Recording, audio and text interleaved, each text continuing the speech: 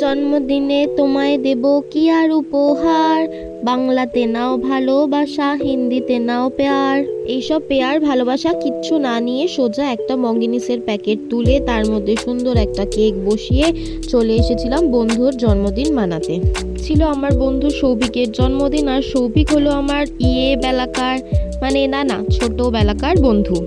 আর সৌভিককে হঠাৎ করে এরকম ছোট থেকে বড় হয়ে যেতে দেখে সৌভিকের সব বন্ধুরা আসছে এবং ওকে বুকে জড়িয়ে ধরে খুবই দুঃখ প্রকাশ করছে। আর সৌভিক তখন নিজেকে মাত্রই একদিনের জন্যই সালমান খান মনে করছিল। আমরা সালমান খানের মতোই সৌভিকের জন্য মেয়ের খোঁজেই আছি কিন্তু।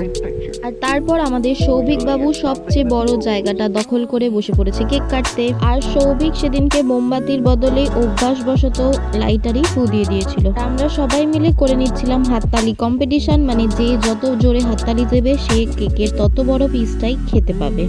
হাততালি কম্পিটিশন শেষ করে সৌভিক এবার কেক কাটতে শুরু করে দিয়েছে। আর আমরা সবাই পাশ থেকে বলছিলাম শুভ জন্মদিন, শুভ জন্মদিন। তারপরে ভাবলাম জন্মদিনটা শুভ না অশুভ না ভেবে কনসেন্ট্রেট করা যাক কেকের দিকে, না হলে কেকটা কখন কিভাবে শেষ হয়ে যাবে সেটা ভাবতেও পারবো না। আর এক এক করে সৌভিকের ইচ্ছা না থাকা সত্ত্বেও আমাদের মুখে মুখে কেক গুজে দিচ্ছিল। আর বসে বসে এটাই ভাবছিল যে রিটার্নে আমরা কখন ওকে কেক খাওয়াবো, কিন্তু শর্মিষ্ঠা ছাড়া আমরা কেউই ওকে কেক খাওয়াইনি, বিকজ কেকটা ছিল মঙ্গিনিসের Christmas special new launch cake. So we people excited boss how it was. Tell them why.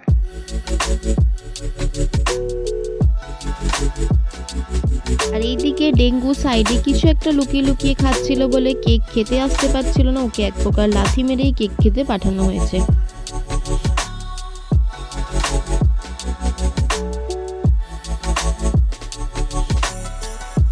তারপর সৌভিক কেকটা নিয়ে এক্সপেরিমেন্ট করতে বসে গেছিল, কিন্তু বুঝতেই পারছিল না যে মাঝে এই দুটো কি হতে পারে।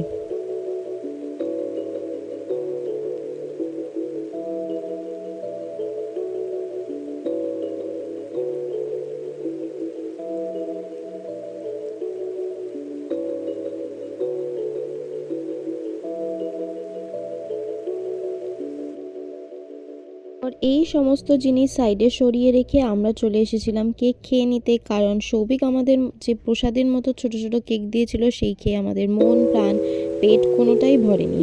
তাই আমরা আমাদের মতো পিস করে চলে এসেছিলাম কেক খেতে। কেকটা খেতে খুবই ভালো ছিল, কেকটা চকলেট ফ্লেভারের ছিল আর খুবই ভালো ছিল, ক্রিমের পোর্শনটা অনেক কম ছিল। তারপর আমরা আমাদের হাতের সমস্ত আঙুলগুলোই চেটে চেটে কেকটা খেয়ে নেওয়ার পর ডেঙ্গু আমার চ্যানেলে এসে সবাইকে একটা ইম্পর্টেন্ট মেসেজ দিতে চাইলো। ডিসেম্বর 2024 তারকপ্রবাদী রোড শিবমন্দির প্রাঙ্গণে একটা পিঠেপুলির উৎসব করা হচ্ছে, সেখানে আপনাদের সবাইকে আসার জন্য বলা হচ্ছে। এখন শীতকাল পিঠেপুলির সিজন, আর আমাদের মতো জেনারেশনে পিঠেপুলি প্রায় উঠেই গেছে। এই কথা মাথায় রেখে আমাদেরই পাড়াতে সিমলা ব্যায়াম সমিতির সামনে একটা পিঠেপুলি উৎসব হচ্ছে। তোমরা আসতে চাইলে অবশ্যই কিন্তু এসো। তো আজকের মতো জন্মদিন উৎসব শেষ করে চলে গেছিলাম বাড়ি। তোমাদের আমাদের জন্মদিন পার্টি ভালো লাগলে লাইক কমেন্ট সাবস্ক্রাইব করে দিও।